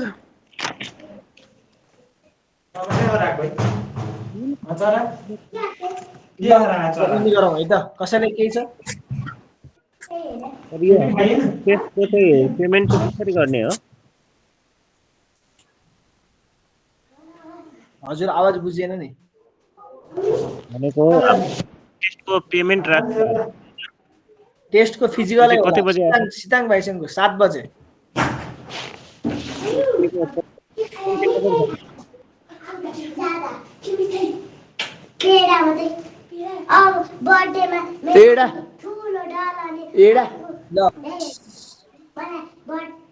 तपाईँलाई धेरै धेरै धन्यवाद है आइदिनु भयो क्लास जोइन गरिदिनु भयो। अब हरेक अनलाइन क्लासहरू जोइन गर्नु होला है। ल गुड नाइट। भोलिको मक टेस्टको विषयमा भोलि बिहान 7 बजेदेखि भौतिक रूपमा नेपाल ल क्याम्पसमा हुन्छ। सबैजना भ्यालीभित्र समय मिल्ने सबैजना आएर चाहिँ मक टेस्ट। ओके त्यो लुगा के किताब कसले राखेको छ र? किताब कसले राखेको छ र?